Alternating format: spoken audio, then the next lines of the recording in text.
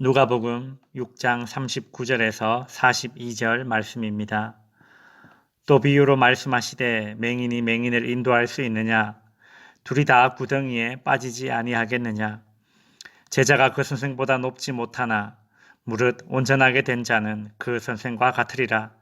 어찌하여 형제의 눈 속에 있는 티는 보고 네 눈 속에 있는 들보는 깨닫지 못하느냐?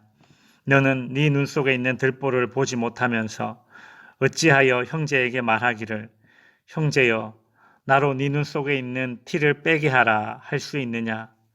외식하는 자여 먼저 네 눈 속에서 들보를 빼라.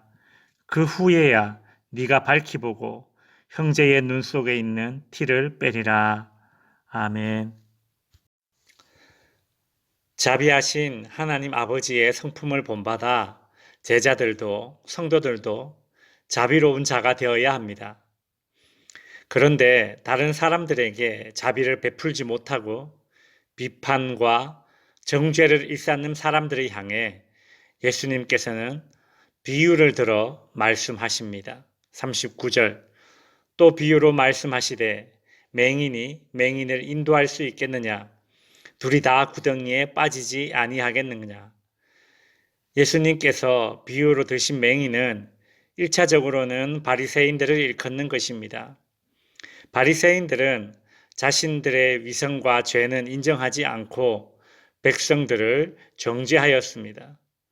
바리새인과 서기관들 같은 이 유대의 종교 지도자들은 율법의 본질을 무시한 채 형식만 지키면서도 백성들 앞에서 가르치기를 좋아하였습니다.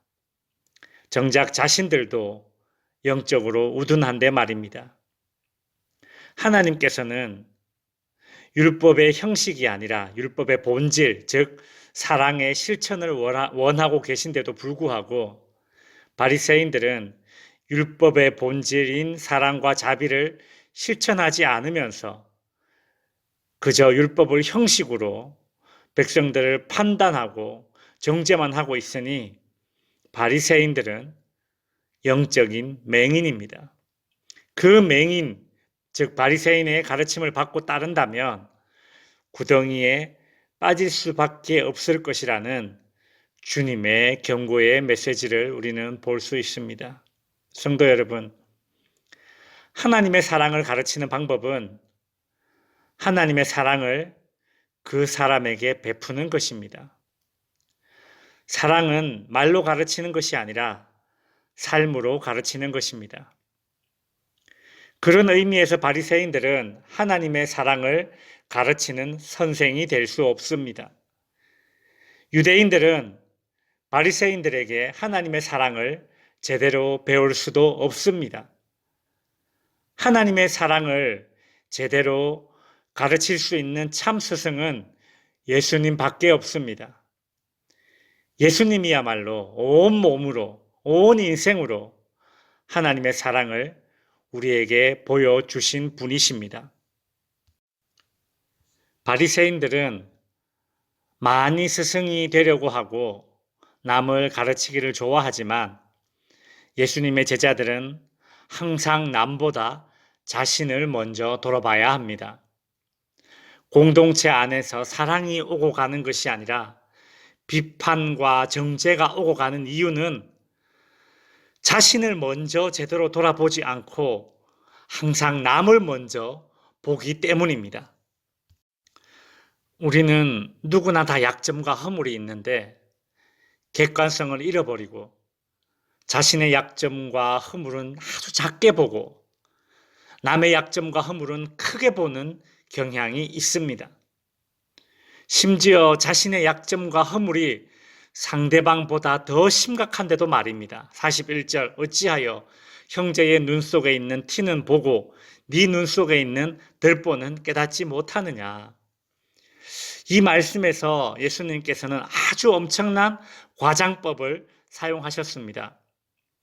눈 속에 티는 들어갈 수 있지만 눈 속에 들보는 들어갈 수 없지요.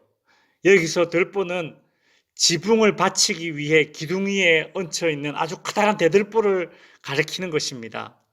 절대 눈에 들어갈 수 없는 엄청난 크기죠. 그런데 우리 주님께서 이 정도의 이런 큰 과장법을 쓰신 이유가 있을 겁니다. 티와는 비교할 수 없는 엄청난 크기의 약점과 허물이 나 자신에게 있는데도 불구하고 이것을 인지하지 못한다는 것은 일부러 못 본 채 한 것일 수밖에 없습니다. 스스로도 자신의 약점과 허물을 알고 있으면서도 못 본 채 한 겁니다. 즉 연기한 것입니다.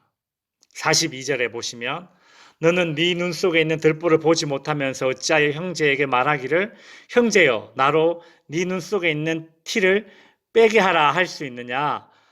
외식하는 자여 라고 말하고 있죠. 여기서 외식하는 자는 무대에서 가면을 쓰고 연기를 하는 배우를 가리키는 것입니다. 외식하는 자여 먼저 네 눈 속에서 들보를 빼라. 그 후에야 밝히 보고 형제의 눈 속에 있는 티를 빼리라. 자신의 영적인 문제를 애써 외면하는 위선자가 되지 말라는 우리 주님의 경고의 메시지입니다.